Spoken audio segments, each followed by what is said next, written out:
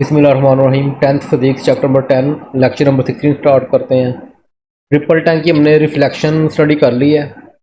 अब हम करेंगे इंशाल्लाह ताला रिफ्रैक्शन। रिफ्रैक्शन का कोई आइडिया है आपको? रिफ्रैक्शन ऑफ वेव क्या होती है, क्या होता है?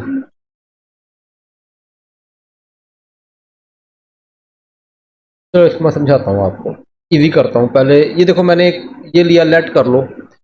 ये रेक्टेंगल मुझे मिला नहीं तो लेट कर लो, ये हमारा है वो रिपल टैंक। इसके अंदर हमने ये खाली है, इसके अंदर हमने क्या फिल कर दिया? वाटर फिल कर दिया।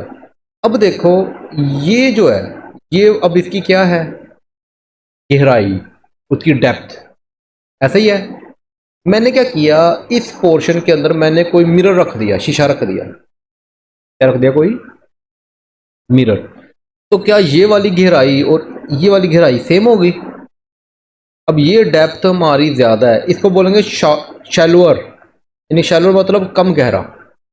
ये ज्यादा गहरा है हिस्सा, और ये हमारा। अब आपने ये सोचना है कि जब दो पार्ट बन गए, एक बन गया डीप हिस्सा, एक बन गया शैलोअर पार्ट बन गया, तो क्या दोनों में जो वेव्स पैदा होंगी क्या वो एक जैसी होंगी? अब ये मेन बात सोचने वाली है, क्या दोनों में वेव्स एक जैसी पैदा होंगी कि नहीं? तो हमारा जो माइंड कहता है कि दोनों में एक जैसी वेव्स नहीं पैदा होनी चाहिए, क्योंकि ये दोनों पार्ट अलग अलग हैं। ये डीप पार्ट है, ये शैलोअर पार्ट है। अच्छा, हुआ क्या? अब हम चेक करते हैं कि जो इसमें वेव पैदा हो रही है डीप पार्ट के अंदर, वो इस तरह की वेव्स पैदा हो रही हैं। ठीक है। और शॉलोअर पार्ट में देखते हैं जो कम गहरा है, अब उसमें वेव्स भी पैदा हो रही है, लेकिन उसके वेव ज़रा वेवलेंथ मुझे कम नज़र आ रही है। यानी कि इसकी वेवलेंथ ज़्यादा, उसकी वेवलेंथ कम। अब देखो, ये देखो, आपको नज़र आ रहा है इसकी जो वेवलेंथ है। वेवलेंथ की डेफिनेशन याद है ना आपको?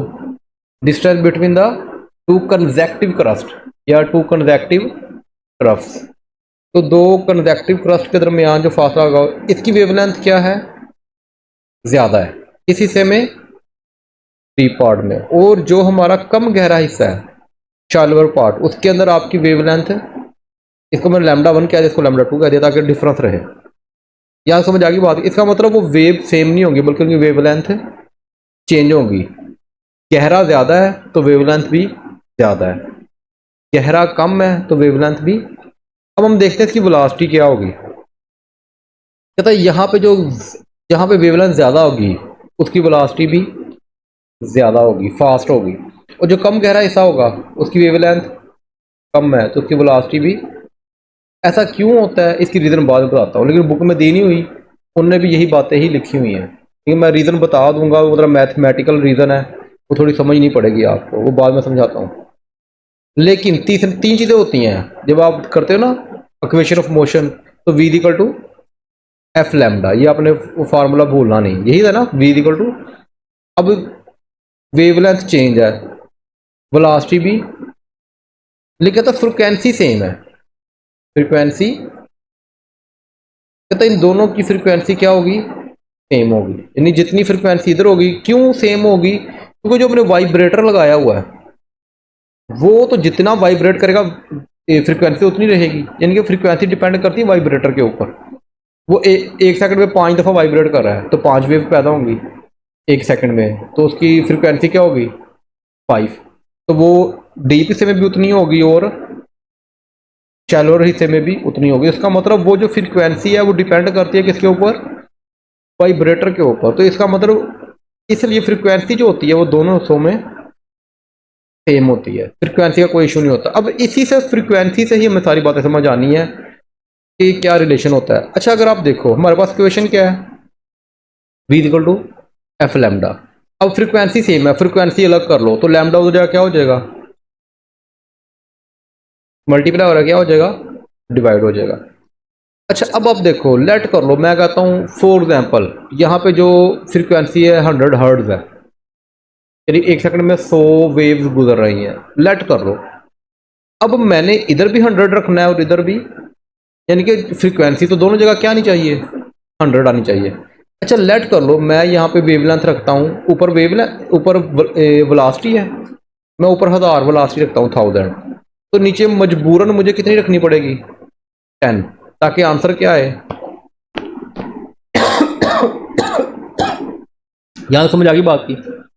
अच्छा सेकंड पार्ट में देखो, अगर मैं ऊपर रखता हूं 100 क्या वेलोसिटी, तो मुझे वेवलेंथ क्या रखनी पड़ेगी, 1 रखनी पड़ेगी। अगर मैं 10 रखता हूं तो वो तो 10 जवाब आएगा, 1 रखता हूं तो 100, क्योंकि फ्रीक्वेंसी तो हमेशा मैंने क्या रखनी है, सेम रखनी है। अब इससे क्या समझ आ रही है, इससे आपको ये समझ आ रही है जब आपकी ऊपर वेलोसिटी ज़्यादा है तो वेवलेंथ भी ज़्यादा है, वो हमें मजबूरन ज़्यादा ही रखनी पड़ेगी। अगर आप वेलोसिटी कम करते हो तो आपको वेवलेंथ भी कम करनी पड़ती है। इसी वजह से वो कहता है कि अगर आपका वेवलेंथ ज़्यादा है तो वेलोसिटी भी ज़्यादा होगी। अब रीज़न समझ में आ रही है, अगर आपकी वेवलेंथ कम है तो आपकी वेलोसिटी भी कम होगी, स्लो होगी। क्लियर होगी बात यहाँ तक। तो ये दो मेन बातें थी।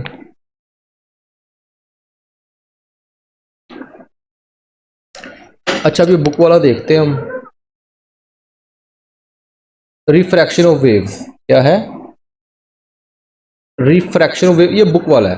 अब देखो सारी बातें वही होंगी, कोई चेंज नहीं होगी। अब ये वाला डीप हिस्सा है, अब आप बताओ जो डीप हिस्से में होगा वेवलेंथ क्या होगी, ज्यादा, गुड शाबाश। और जो शैलो पार्ट होगा, शैलो पार्ट में वेवलेंथ, अब ये तो समझ आ रही ना, ये जो वाइट हिस्सा है ये हमारी क्रस्ट है, ये ट्रफ है, दो ट्रफ के दरमियान वेवलेंथ ही होती है। तो अब वही बात नहीं हो रही सारी की सारी, यानी कि V1 लैम्डा 1 हमारा डीप हिस्से में वेवलेंथ ज़्यादा होगी और शैलो हिस्से में हमारी वेवलेंथ, और डीप हिस्से में वेलोसिटी क्या होगी, अगर वेवलेंथ ज़्यादा है तो वेलोसिटी भी, और वेवलेंथ कम है तो ये सारी बातें वही लिखी हुई हैं। अच्छा उसके बाद फ्रीक्वेंसी दोनों में सेम होगी, क्यों, क्योंकि वाइब्रेटर जो हमने लगाया हुआ है वो हमेशा एक जैसी ही वाइब्रेट करेगा, और 1 सेकंड में 5 वेव है या 100 वेव है उतनी ही पैदा करेगा, जिससे फ्रीक्वेंसी चेंज नहीं होगी। ये समझ आ गई सारी। तो अब हम आते हैं डेफिनेशन की तरफ। इसकी डेफिनेशन से पहले थोड़ा सा ना जो चीज़ें आपने याद, ये 3 MCQ में भी आ सकती हैं चीज़ें, इसलिए मैंने इसको डीपली करवाया। रिफ्रैक्शन ऑफ वेव, ये सारी बातें आपने, ये सारी वही बातें जो मैंने समझा दी है। Speed of the wave in the water depend on the depth of water, ये 100% हो गया करेक्ट, कि वो डेप्थ पर डिपेंड करती है speed. When water wave enter the region of the shallow water, their wavelength भी कम हो जाएगी ना, डीप में ज़्यादा होती है वेवलेंथ, शैलो में कम होती है, but the frequency of the water remains the fourth part of the water because it is equal to the frequency of the vibrator. अच्छा यहाँ पे उसने वेवलेंथ भी बता दी और वेलोसिटी भी बता दी है, तो ये वाला आपने पोर्शन बता देगा। बाकी जो कॉन्सेप्ट है तीनों चीज़ों का पता होना चाहिए, वेलोसिटी, फ्रीक्वेंसी और वेवलेंथ, डीप में क्या हो रही है और शैलो पार्ट में क्या उसका फर्क पड़ रहा है। अच्छा अब आते हैं डेफिनेशन की तरफ इसकी, रिफ्रैक्शन की definition. What is the definition of refraction, when a wave, ये देखो ना वेव जा रही है एक मीडियम से, जब दूसरे मीडियम में एक डेप्थ वाले हिस्से से दूसरे डेप्थ वाले हिस्से में जाती है तो क्या होता है, फ्रॉम वन मीडियम एंटर, दाखिल होती किस में, इनटू द सेकंड मीडियम, यानी कि कम ज़्यादा गहरे वाले हिस्से से शैलो वाले हिस्से, यानी कम गहरे हिस्से में जब जाती है तो क्या होता है, at some angle its direction of the travel change, थोड़ा सा एंगल उसका चेंज हो जाता है। और उसकी देखो वेवलेंथ भी यहाँ पे ज़्यादा थी डीप हिस्से में और शैलो हिस्से में कम हो गई है। वेलोसिटी यहाँ पे ज़्यादा हो गई, यहाँ पे देखो स्लो नहीं चल रहा है, यहाँ पे तेज़ चल रहा है, यहाँ पे स्लो, लेकिन फ्रीक्वेंसी दोनों की सेम है। वही बातें सारी, ये डेफिनेशन है इसकी मेन जो आपने करनी है। यहाँ तो क्वेश्चन कोई प्रॉब्लम